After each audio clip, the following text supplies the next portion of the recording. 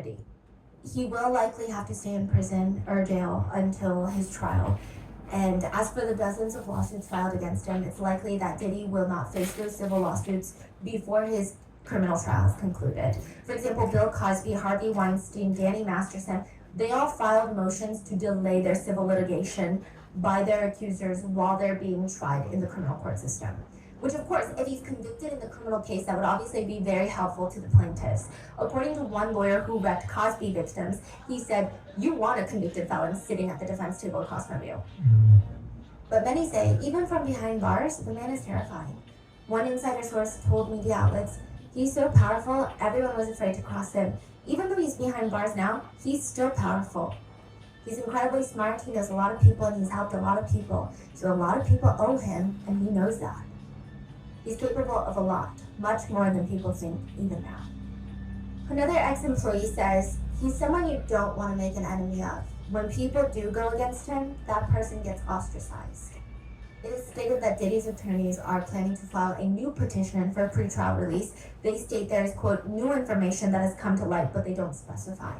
One of the attorneys representing a victim said, "They're not going to get scared because, quote, courage is contagious." Diddy's mom finally made a statement. It reads, "I come to you today as a mother that is devastated and profoundly saddened by the allegations made against my son, Sean Combs.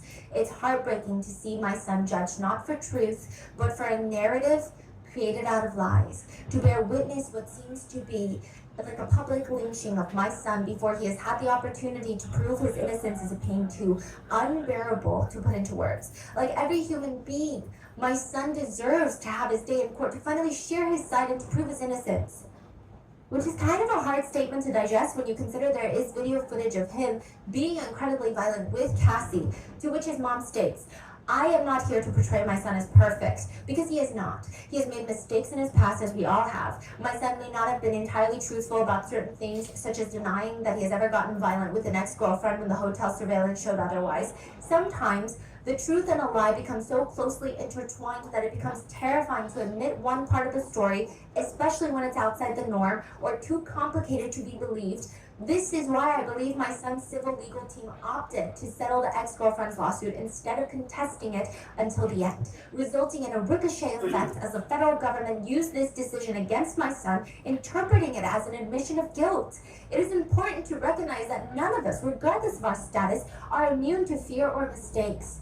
Not being entirely straightforward about one issue does not mean my son is guilty of the repulsive allegations and the grave charges against him. These lies thrown at him are motivated by those seeking a financial gain and not justice. These individuals saw how quickly my son's civil legal team settled his ex-girlfriend's lawsuit, so they believed that they could receive a quick payday by falsely accusing my son." Say my son one more time. To make matters worse, the federal government is now using these lies to prosecute my son. The injustice has been unbearable for our family. The worst part of this ordeal is watching my beloved son be stripped of his dignity, not for what he did, but for what people choose to believe about him. She says, "Watching the world make jokes and laugh at my son's life crumbling before our eyes is something I can never forget." Then don't forget it. She continues, "It is truly agonizing to watch the world turn against my son so quickly and easily over lies and misconceptions without ever hearing his side or affording him the opportunity to present his side. I ask his supporters, fans, colleagues, friends, and the public to not judge him before you've had the chance to hear his side. I beg you to think about those who have been wrongfully persecuted and to remember that not everyone who has made mistakes in life deserves to have their entire existence judged by a single action or a few mistakes." This is the worst thing ever. Yeah, I mean, I think it would have sufficed as, "This is a private matter," versus my son, my son, my son, my poor baby, my son. To which someone comments, "She sounds like she is part of the reason that he turned out this way." Oh yeah. Another reads, "She failed as a mother, she should be ashamed." Typical mom response, nothing to see or read here. Yeah, says every mother in history. I hope someone shows her the tapes. One netizen writes, "Monsters often come from monsters." Which, side note, while Diddy's mom was on the way to court, someone heckled her outside screaming, "Janice, your son is a predator! Your son is a predator and deserves to be locked up."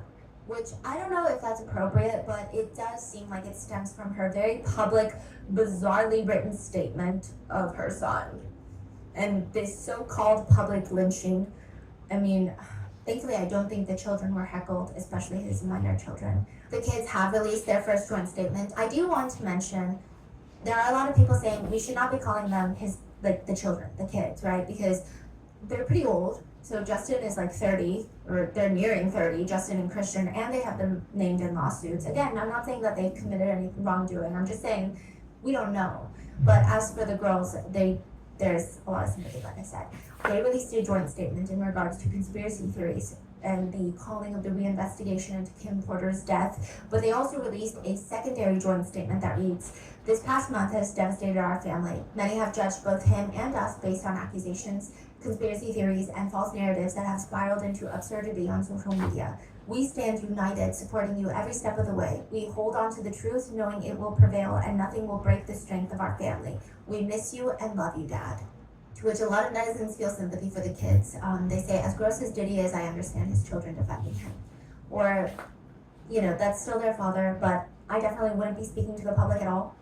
Others actually think Diddy is really messed up for allowing his kids to make a statement. Many parents say, as a parent, I would never allow my children to make a public statement because just go through it alone. Don't get your kids involved. They're already going through it.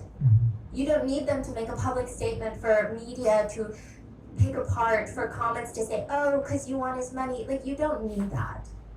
Why did you do that? It only helps Diddy. It doesn't help his kids. Others write, telling the kids not to defend their father when he hasn't been convicted is wild. Their silence would have been just as loud.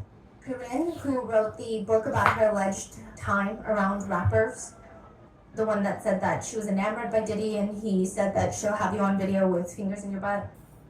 She says, the problem is not just Diddy and it's not just music or hip hop. The problem is men who have a deep down hatred for women.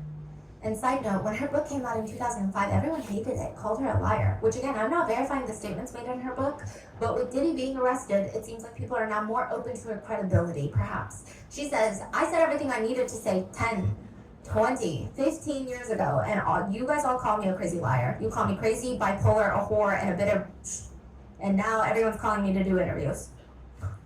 Wendy Williams states, you know how I feel about that? His arrest, it's about time. But now you have to think, how many more times, how many more people, how many more women? It's just horrible. What is really weird is that I have been told by many people, Wendy, you called it, including some people in my own family who have said the same. Aubrey O'Day of Danity Kane has stated that she does not feel vindicated because she was one of the first ones to be vocal about Diddy and her negative experience with him. She says, there's no vindication when you're a victim of someone.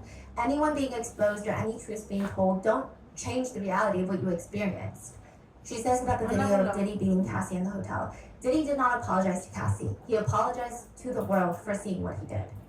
But she seemed hopeful of his arrest. She took to Twitter to say, the purpose of justice is to provide an ending and allow us the space to create a new chapter. Women never get this. I feel validated. Today is a win for women all over the world, not just me. Things are finally changing. When it was released that Diddy's homes were getting raided, 50 Cent posted pictures along with the caption, now it's not Diddy do it, it's Diddy done. They don't come like that unless they got a case.